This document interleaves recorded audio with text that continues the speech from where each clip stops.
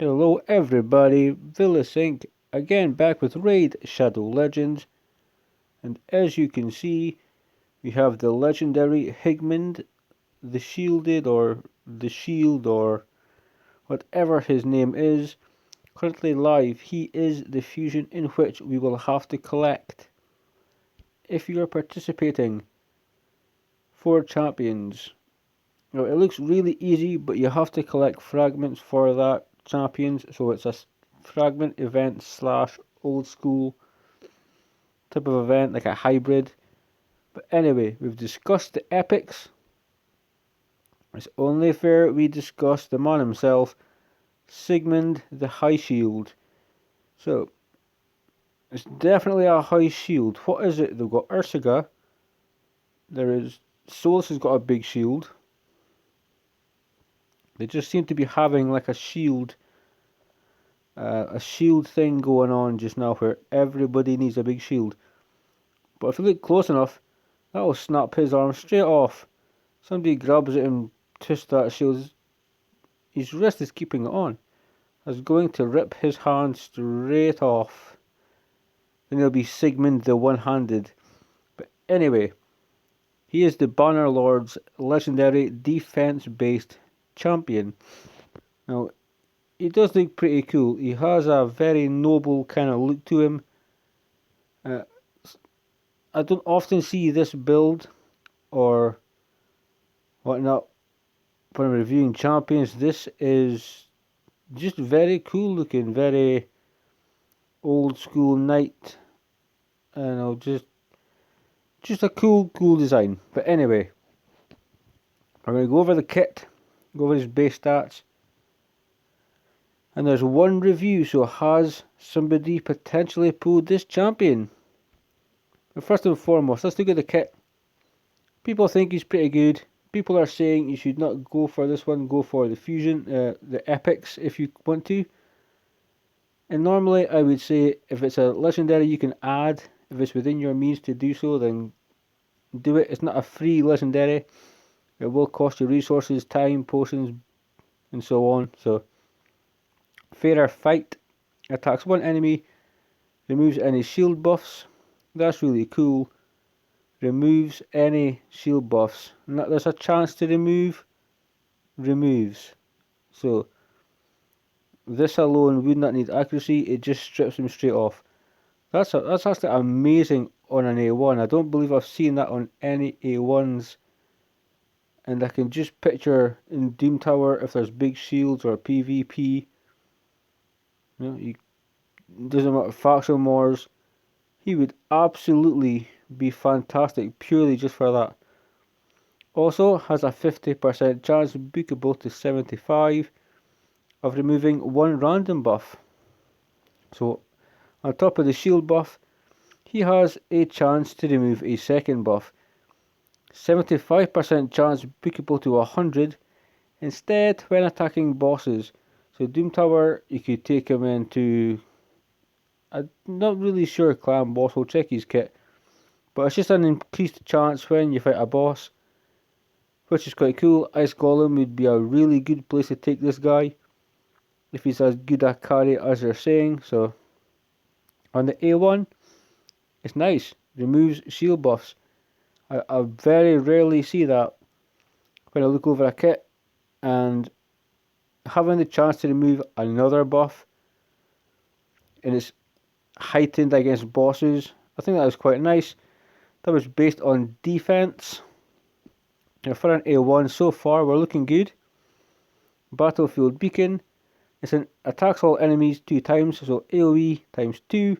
Each hit has a 50% chance, 75 when booked, of placing a provoke debuff for 1 turn, and 75 100 when booked, of placing a decreased attack debuff for 2 turns on a 3 turn cooldown when booked. So essentially this move is you'll attack all enemies twice.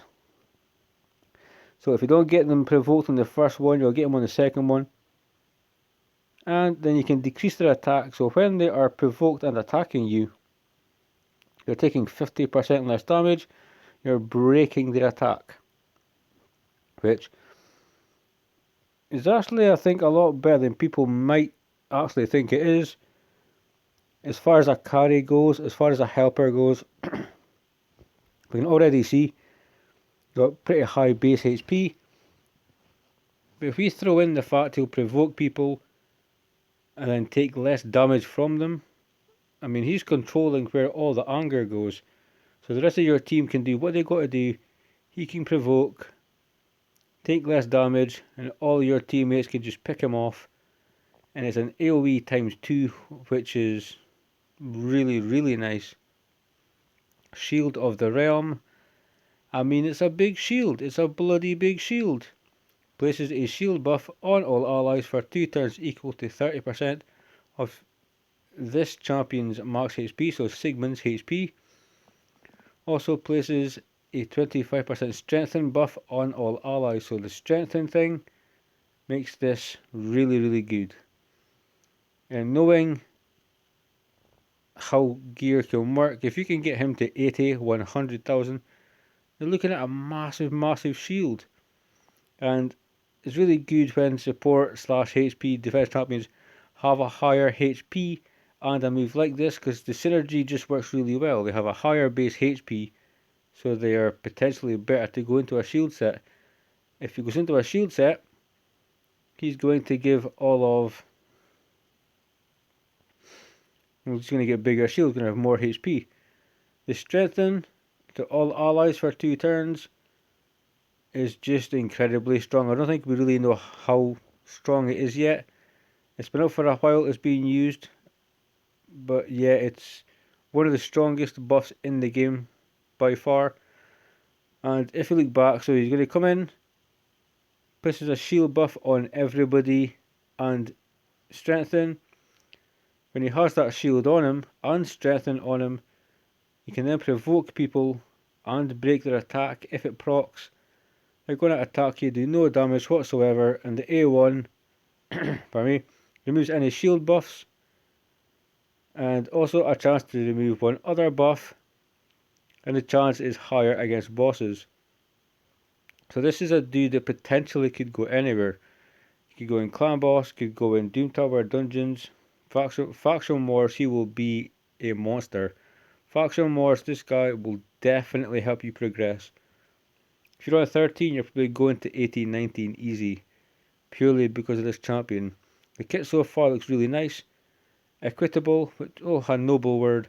Whenever this champion is attacked, has a 20% chance of decreasing the duration of all buffs on an attacker by a turn. Has a 40% chance instead when attacked by a boss. So again, leaning towards bosses here, they get the higher chance of those buffs being decreased.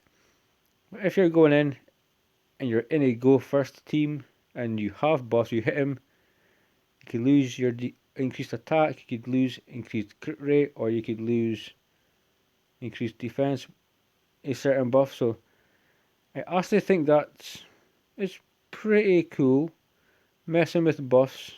I mean, not sure what else you could have got, but messing with buffs on the enemy team, I mean, we'll see. We'll have to see kind of how that goes. And the aura increases allied defense in Doom Tower battles by 40%. 40% in Doom Tower. It's a big number. That will be a very, very good aura. So his kit overall, he goes in, he places a shield to strengthen. He then provokes people. He then removes shield buffs. He is the ultimate carry. He's the ultimate tank in a sense. I'm truly thinking where he wouldn't work, and I think that there's probably nowhere he wouldn't work. There's obviously places you wouldn't need him, but if you're a newer player to the game, a couple of months in, whatever, 6 months in, and you can get this champion, then go for it. If you're further late game, it may be just to collect the champion, or it maybe you have a specific use for him, but either way, he does look quite promising. So quickly, HP is 20,640. I always say it, anything over 20k is a solid base number, especially for that 60% HP chest plate. Attack, we don't really care. Defense, 1354, very nice base defense to work off of. A little bit slower, 97. Crit rate, crit damage, 1550, so standard. But he has 50 base resist, which is actually quite high, one of the highest. And 10 accuracy. So looking over this champion, there is 4 epics, and 3 of the 4 epics I would say are definitely worth going for. But if you've decided to go for the legendary and you're looking for somebody to tell you is it worth it, if it's within your means to do so, I would say yes. The shield, the protection you're going to get, the control he will have on enemies if you give him accuracy, I think he will be quite insane. I think if you can get this champion, if it's within your means, and you have the resources, time, remember it's a fragment fusion to start with. Until you have that, you then summon the champion. You've then got to get the epic to 50, fully ascended. But is Sigmund worth it? He does look to be the ultimate carry. He looks to be a Banner Lord's legend. He will help you in the faction. He will help you in Doom Tower. He will help you have clan boss. Pardon me. So if you're looking for somebody to say, should I go for the big task, I would say yes. So he's a very promising looking champion, a really nice kit. Defense based, works well with the strengthening and the shields, and removes shields as well, decrease attack with the provoke. It all just flows very nicely. So guys, we reviewed the epics. This is Sigmund the HighShield, and is he worth going for? Yes, he is. So if you can add a legendary to your roster, by all means, you should definitely do so. Guys, that is the video for today, or for just now. Thanks for watching to this point if you have done already. If you like the content, please consider subscribing to help me out. Be very much appreciated. And as always, stay safe, keep raiding, and I will see you guys on the next one.